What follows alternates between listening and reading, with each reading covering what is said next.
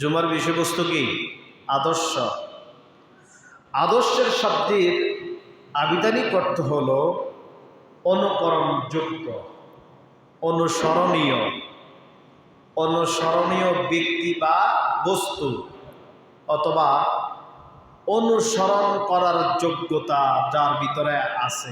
কথা বুঝছেন কিনা? মূল কথা যেটা, আদর্শের শব্দের আবিধানিক অর্থ হলো একেবারে যেটাকে বলা হয় অনুকরণীয়, অনুসরণ। অনুসরণ একটি আদর্শ ব্যক্তি বা বস্তু যা অন্যের জন্য অকরণীয় থাকে, করণীয় হয়ে থাকে, অনুসরণ হয়ে থাকে। কথা বুঝছেন কিনা? একটি আদর্শ কোনো ব্যক্তি অথবা বস্তু যাকে আমরা অনুসরণ করে থাকি। কথা বুঝছেন কিনা? অনেকে কয় না এই ব্যক্তি হলো আমার আদর্শ, তার আদর্শ অনুযায়ী আমি চলাফেরা করি, তাকে আমি অনুসরণ করি, অনুকরণ করি। এই অনুসরণ এবং অনুকরণের নাম হলো আদর্শ। অনুসরণ অনুকরণের নাম কি? আদর্শ। সুতরাং আদর্শ একটি গুণবাচক শব্দ যা ভালো কিছুকে বোঝায়। আদর্শ হলো একটি কি? গুণবাচক শব্দ। কি বাচক? গুণবাচক, যা ভালো কিছু বোঝায়। এবার আমরা আদর্শ সম্পর্কে জানলাম যে আদর্শ হলো অনুসরণ, অনুকরণ। কথা বলছেন কিনা? এবার ইসলামের দৃষ্টিতে আমরা যারা এখানে আছি, আমরা সবাই মুসলমান তো? কেউ আওয়াজ হতে পারে না, মুসলমান তো? ইমান আনছি নি আমরা? ইমান আনছি কার উপরে? আল্লাহর উপরে। তাহলে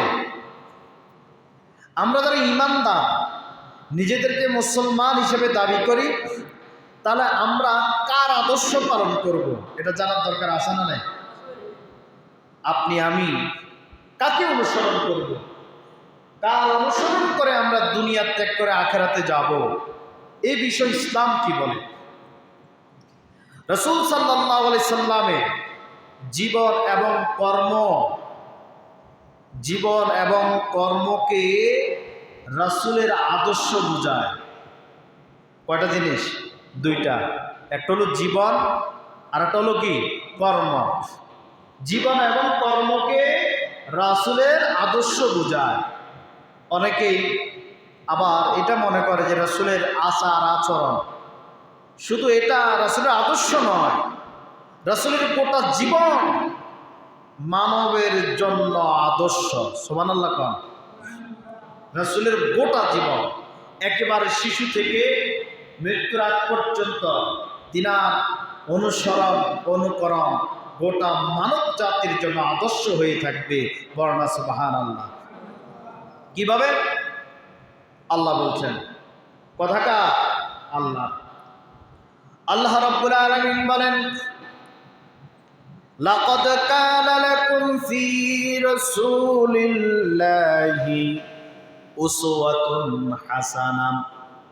আল্লাহ রাব্বুল আলামিন বলেন, লাকাদ কানা লাকুম ফি রাসূলিল্লাহি উসওয়াতুন হাসানাহ। তোমাদের মধ্যে সর্বোত্তম আদর্শ হিসেবে তোমাদের মধ্যে নিশ্চয়ই তোমাদের জন্য রাসূলের আদর্শ আমি আল্লাহ সর্বোত্তম আদর্শ হিসেবে দান করেছি। সুবহানাল্লাহ। তাহলে সর্বোত্তম আদর্শ কার? আল্লাহর নবীর। কার? আল্লাহর নবীর। কথা আমার না আল্লাহ? যেরকম আমার না আল্লাহ? আল্লাহ সূরা আহজাবে বলেছেন, লাকাদ কানা লাকুম ফি রাসূলিল্লাহি উসওয়াতুন হাসানাহ। তোমাদের মধ্যে সর্বোত্তম আদর্শ হলো রাসূলের আদর্শ। রাসূলের আদর্শ ছাড়া অন্য কারো আদর্শ উত্তম হতে পারে না। একেবারে শিশুকাল থেকে মৃত্যুকাল পর্যন্ত, মৃত্যুর আগ পর্যন্ত রাসূলের আদর্শ হুবহু মানা লাগবে, অনুকরণ অনুসরণ করা লাগবে। আল্লাহ রাব্বুল আলামিন বলেন, আতিউল্লাহ ওয়া আতিউর রাসূল ওয়া উলিল আমরি মিনকুম। আল্লাহর আনুগত্য করো, ওয়া আতিউর রাসূল, আর রাসূলকে অনুসরণ করো। সুবহানাল্লাহ। আল্লাহর আনুগত্য করার জন্য বলেছেন আতিউল্লাহ, আল্লাহ ছাড়া কোনো ইলাহা নাই, কোনো উপাস্য নাই, কোনো আইনদাতা নাই, কোনো রিজিকদাতা নাই। তিনি এক এবং একক, তার কোনো শরীক নাই।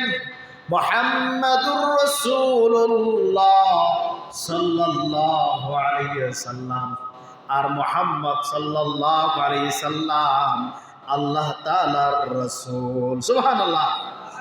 তাহলে আমরা অনুসরণ আল্লাহর রাসূলের করা লাগবে, অনুকরণ আল্লাহর রাসূলের করা লাগবে। আল্লাহ রাসূল যেভাবে কথা বলেছেন, যেভাবে লেনদেন করেছেন, যেভাবে চলাফেরা করেছেন, যেভাবে তিনি সমাজনীতি চালিয়েছেন, যেভাবে তিনি রাষ্ট্রনীতি চালিয়েছেন, যেভাবে তিনি রাষ্ট্রের প্রেসিডেন্ট হয়েছিলেন, সব কিছু আল্লাহ রাসূলের অনুসরণ অনুকরণ করা লাগবে। আল্লাহর নবীর অনুসরণ ছাড়া আর কারো অনুসরণ করা যাবে না। ঠিক আছে কথা? প্রিয় ভাইয়েরা, আল্লাহ রাসূলের অনুসরণ কিভাবে করবেন দেখেন। একজন ইহুদি, নাম কি? একজন ইহুদি মাইকেল এইচহার্ট নাম, 100 মনীষীর জীবনী লিখেছে। কতজন? 100 মনীষীর জীবনী লেখে। লেখার পরে রুল নম্বর 1 কাকে দিবেন, প্রথমে কার নাম দিবে, এটা সে যাচাই করা আরম্ভ লাগলেন। দেখেন, আমরা যারা ক্লাসে ছিলাম, লেখাপড়া করছি না, যে তার রুল নম্বর 1, সবাই তাকে একটু বেশি প্রাধান্য দেয়, ঠিক কিনা? স্কুলের টিচার হইতে সবাই, ক্যাপ্টেনও সে থাকে, তাকে মানুষ অনুসরণ করে যে আমি রুল 1 যে তার মতন আমি নিজেকে ধারণ করব, ঠিক কিনা? এবার মাইকেল এইচহার্ট খুঁজতে আরম্ভ করলেন, বিশ্লেষণ করা শুরু করলেন। আমি আমার বইয়ের শুরুতে কার নাম আগে দিব। এবার তিনি এক একজন মনীষীর জীবন পড়া আরম্ভ করলেন। হঠাৎ আমার নবীর জীবনের মধ্যে চলে আসলেন। সুবহানাল্লাহ কন্যা। আমার রাসূলের শিশুকালটা কেমন ছিল দেখেন। হযরত রাসূল করিম সাল্লাল্লাহু আলাইহি সাল্লামের দুধুমার নাম কি? হযরত হালিমাতুস সাদিয়া। রাসূল করিম 2 বছর হালিমার ঘরে ছিলেন।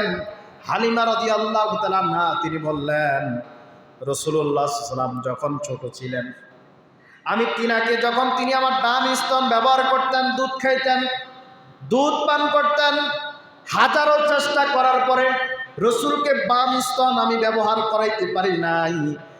কোনোদিন তিনি বাম স্তন, বাম দুধ তিনি পান করেন নাই। কারণটা হলো হালিমাতুস সাদিয়ার একজন ছেলে সন্তান ছিল। রাসূল করিম সাল্লাল্লাহু আলাইহি সাল্লাম শিশুকালে তিনি ইনসাফ কায়েম করেছেন। সুবহানাল্লাহ কোন। কারণ তিনি যদি দোনো দুধ পান করেন তাহলে তার ভাই দুধ পাবে না। এই জন্য তিনি ডান স্তন ব্যবহার করেছেন, বামটা তিনি তিনার ভাইয়ের জন্য রেখে দিয়েছেন। বর্ণনা সুবহানাল্লাহ। তাহলে শিশুকাল অবস্থায় রাসূল সেখানে ইনসাফ কায়েম করছে কি করে নাই? কারণ নবীদের একেবারে শিশু থেকে মৃত্যুর আগ পর্যন্ত সরাসরি আল্লাহ রাব্বুল আলামিন তাদেরকে ওহীর মাধ্যমে লালন পালন করেন, দিক নির্দেশনা দেন। বর্ণনা সুবহানাল্লাহ। আপনার আমার কাছে ওহী আসেনি, কথা ওহী আসে, তাহলে ওহী আসে কার কাছে? রাসূলদের কাছে, নবীর কাছে। এই জন্য শিশুকাল অবস্থায় রাসূল একটা দৃষ্টান্ত স্থাপন করেছেন। তিনার আপন দুধ ভাইয়ের জন্য তিনি বাম স্তন রেখে দিয়েছেন। বর্ণনা সুবহানাল্লাহ। মাইকেল এইচহার্ট আশ্চর্য হয়ে গেলেন। শিশুকালে রাসূল একেবারে ইনসাফ কায়েম করেছিলেন। অন্যান্য শিশুদের মতন তিনি খেলাধুলা করতেন না, অন্যান্য শিশুদের মতন তিনি চলাফেরা করতেন না। যখন তিনি একটু একটু বড় হতে আরম্ভ লাগলেন, যৌবন অবস্থায় যখন ফিরে আসলো যুবক, তখন তিনি মানুষের কল্যাণে সব সময় তিনি সমাজকর্মী হিসাবে প্রত্যেকটা মানুষের উপকার করে গেছেন। সুবহানাল্লাহ। তিনি তখন একটি সামাজিক সংগঠন গঠন করেছেন, যার নাম হেল্পফুল ফুজুল। নাম কি? জোরে বলেন, নাম কি? তারা এই সামাজিক সংগঠন মানুষের সকল সমাজের যত কাজ আছে এই সংগঠন তিনি যুবকদেরকে নিয়ে একটি সংগঠন করে সমাজের উন্নয়নমূলক কাজ করেছে। বর্ণনা সুবহানাল্লাহ। মাইকেল এইচহার্ট আশ্চর্য হয়ে গেলেন। রাসূলের শিশুকাল দেখলেন, যৌবনকালের অবস্থা দেখলেন। 40 বছর আগ পর্যন্ত রাসূল নবুয়তের আগ পর্যন্ত রাসূল করিম সাল্লাল্লাহু আলাইহি সাল্লামকে কাফের মুশরিকেরা সাদিকিন বলেছে, সলিহিন বলেছে, আল আমিন উপাধি দিয়েছিল। সুবহানাল্লাহ। সাদিকিন সত্যবাদী। রাসূল জীবনে মিথ্যা কথা বলেন নাই, জীবনে তিনি ফাহিশা কথা বলেন নাই, খারাপ কাজ অশ্লীল কাজের সাথে তিনি যুক্ত থাকেন নাই। তিনাকে সাদিকিন সলিহিন, তিনি জীবনে অপকর্ম করেন নাই। আর রাসূলকে তারা আল আমিন উপাধি দিয়েছিল। সুবহানাল্লাহ। আবু জাহেল উতবা সাইবা রাসূলের সাথে যুদ্ধের ময়দানে যাবেন, সেখানেও আবু সুফিয়ান রাদিয়াল্লাহু তাআলা তখন ঈমান গ্রহণ করেন নাই।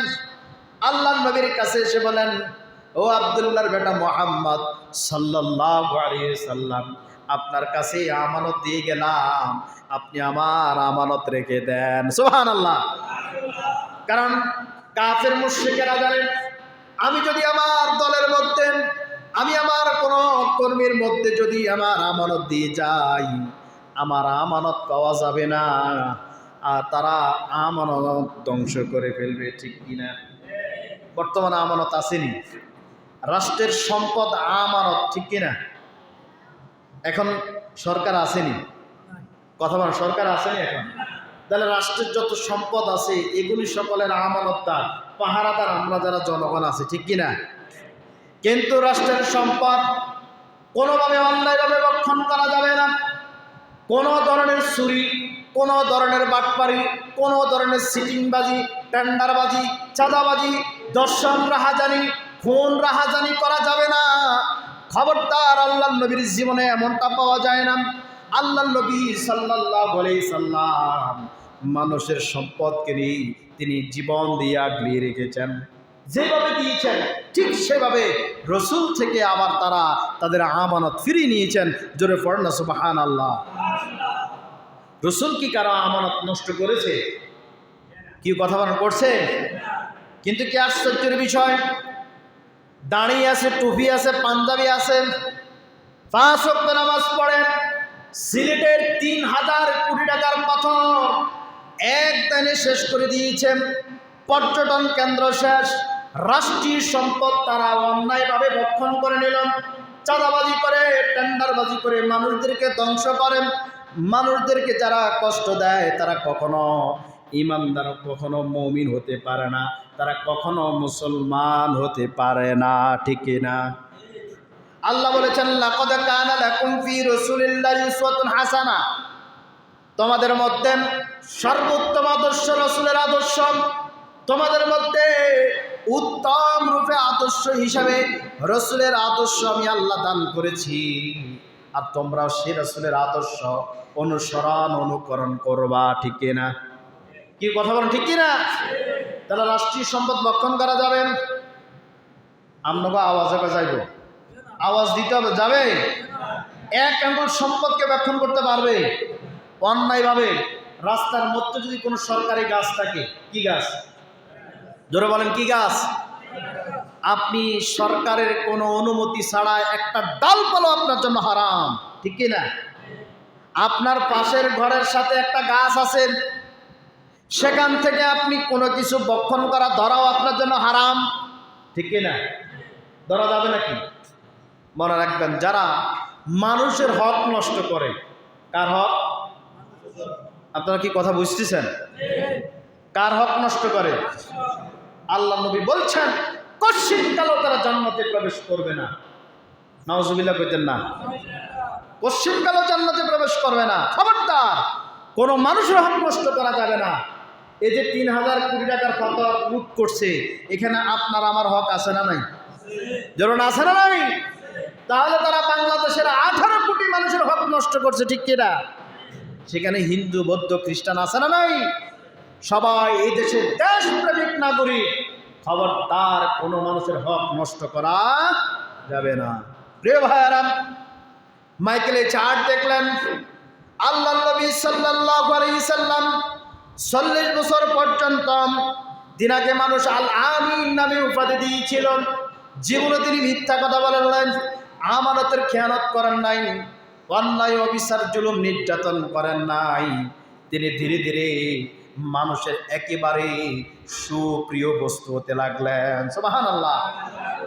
যেখানে যায় আব্দুল্লাহর বেটা মুহাম্মদ সাল্লামকে লাগবে, যে কোনো কাজে আল্লাহ নবীকে লাগবে। দরবার বলেন, সামাজিক কাজ বলেন, যত ধরনের কাজকর্ম আছে সকল কাজের সাথে রাসূল করিম সাল্লাল্লাহু আলাইহি সাল্লাম উদার মনে মানুষদেরকে সহযোগিতা করেছে। বলেন না সুবহানাল্লাহ। প্রিয় ভাইয়েরা, এই জন্য মাইকেলে ছাড় দেখলেন আল্লাহ নবীর চরিত্র, সে আল্লাহ নবীর জীবনী পড়ে আশ্চর্য হয়ে গেলেন। এজন্য তার ইহুদি হইও, কাফির হইও, খ্রিস্টান হইও, অমুসলিম হইও, আল্লাহ নবীর জীবনী, আল্লাহ নবীর নাম সর্বপ্রথম বইয়ের শুরুতে দিয়েছেন। মওলানা সুবহানাল্লাহ। দেখছেন, সেই রসুলের চরিত্র আমরা এখনো দখল করতে পারি নাই। রসুলের চরিত্র অনুযায়ী আমাদের চরিত্র গঠন করতে পারছিনি। যদি আমরা রসুলের চরিত্র গঠন করতাম তাহলে আমরা এখনো টেন্ডারবাজি করতে পারতাম না, ঠিক কিনা? এখনো আমরা চাঁদাবাজি করতে পারতাম না, এখনো খুন করতে পারতাম না, এখনো গুম করতে পারতাম না, এখনো রাষ্ট্রীয় সম্পদ অন্যায়ভাবে বক্ষণ করতে পারতাম না। আমাদের মতন জাহিল আল্লাহর এই জমিনে নাই, ঠিক কিনা? যেমন আছে। প্রিয় ভাইয়েরা, এই জন্য আল্লাহ বলেন, খবরদার আল্লাহ নবীর চরিত্র ছাড়া অন্য কারো আদর্শ, অন্য কারো চরিত্র তুমি অনুসরণ অনুকরণ করা